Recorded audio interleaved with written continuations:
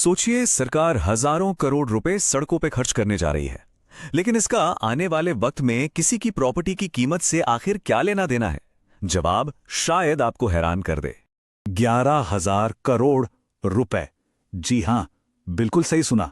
ये वो रकम है जिसे केंद्र सरकार ने देश के कुछ सबसे जरूरी हाईवे प्रोजेक्ट्स के लिए हाल ही में मंजूरी दी है। तो चलिए आज इसी सवाल का जवाब ढूंढते हैं।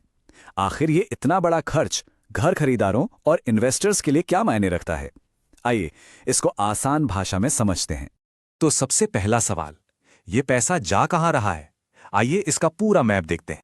देखिए, ये जो पूरा फंड है ये 3 राज्यों में बांटा गया है, महाराष्ट्र, गुजरात और तेलंगाना। सबको एक बड़ा हिस्सा मिल रहा है, लेकिन लगभग 4,500 करोड़ के साथ गुजरात इसमें सबसे आगे निकलता दिख रहा है। तो पहले गुजरात पर ही फोकस करते हैं।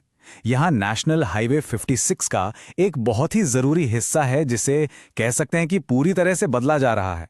ये कोई मामूली रिपेयर वर्क नहीं है, बल्कि एक मैसिव अपग्रेड है।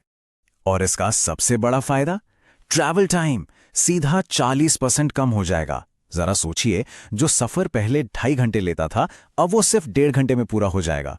इस इलाके के लॉजिस्टिक्स और रोज सफर करने वालों के लिए तो ये एक गेम चेंजर है।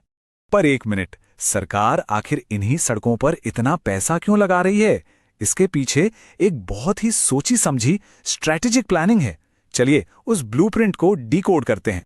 ये सब एक बहुत बड़ी स्कीम का हिस्सा है, जिसे पीएम गति शक्ति कहते हैं। अब इसका मतलब क्या है? अगर बिल्कुल आसान शब्दों में समझे तो ये देश भर में सड़कों, रेलवे और वाटरवेज को जोड़ने का एक मास्टर प्लान है, ताकि सामान और लोगों की मूवमेंट पहले से कहीं ज्यादा फास्ट और एफिशिएंट हो सके। महाराष्ट्र वाला प्रोजेक्ट इसका एक परफेक्ट एग्जाम्पल है। देखिए, ये सिर्फ एक हाईवे नहीं है, बल्कि नासिक के पास जो पूरा इंडस्ट्रियल हब है ना, उसके लिए एक लाइफलाइन जैसा है। ये सीधे सीधे 6 इकोनॉमिक नोड्स को जोड़ता है, और इसका सीधा मकसद भारत की ग्लोबल लॉजिस्टिक्स रैंकिंग को ऊपर ले जाना है। तो रोड्स बन रही हैं, कनेक्टिविटी बढ़ रही है, लेकिन इसका रियल एस्टेट से क्या कनेक्शन है? अच्छा, अब आते हैं इस कहानी के सबसे दिलचस्प पार्ट पर। ये हमेशा से एक बड़ा सवाल रहा है कि आखिर एक नया हाईवे किसी जमीन या प्रॉपर्टी की कीमत को आसमान पर कैसे पहुंचा सकता है। इसके पीछे एक पूरी चेन काम करती है। सोचिए, ये एक चेन रिएक्शन जैसा है। सबसे पहले आती है बेहतर कनेक्टिविटी। इससे उस एरिया में इंडस्ट्री और बिजनेस आने लगते हैं। फिर पैदा होती हैं नई जॉब्स, और जहां जॉब्स होंगी वहां लोग रहने आएंगे, जिससे घरों की डिमांड बढ़ेगी, और एंड रिजल्ट प्रॉपर्टी की कीमतों में एक बड़ा बूम।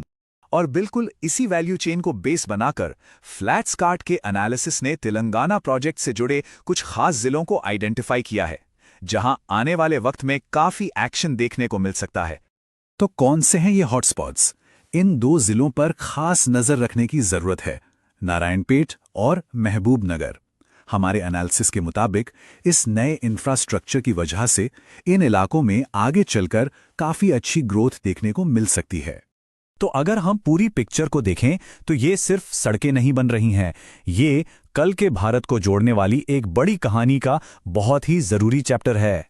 जैसा कि फ्लैट्सकार्ट की एक रिपोर्ट में भी साफ कहा गया है, इन सभी प्रोजेक्ट्स का मकसद एक ही है, इंडस्ट्रियल कनेक्टिविटी को मजबूत करना, लॉजिस्टिक्स को बेहतर बनाना, और जो जरूरी इकोनॉमिक कॉरिडोर्स हैं वहां ट्रैवल टाइम को कम करना। बेसिकली ये आने वाले कल के लिए इकोनॉमिक सुपर हाईवेज तैयार कर रहे हैं। लेकिन ये सब जानने के बाद एक बड़ा सवाल मन में आता है, इन नए इकोनॉमिक कॉरिडोर्स में से भारत का अगला बड़ा रियल एस्टेट हॉटस्पॉट आखिर कौन सा बनेगा? तो अगर आपको इस एनालिसिस में कुछ नया सीखने को मिला, तो रियल एस्टेट की दुनिया से जुड़ी ऐसी ही और इनसाइट्स के लिए फ्लैट्सकार्ट को लाइक, शेयर और सब्सक्राइब करना मत भूलिएगा। और हाँ, एक जरूरी बात, ये पूरा विश्लेषण पब्लिकली अवेलेबल रिपोर्ट्स और फ्लैट्सकार्ट के रियल टाइम डेटा पर आधारित है। मार्केट के हालात बदलने पर इसमें बदलाव आ सकता है।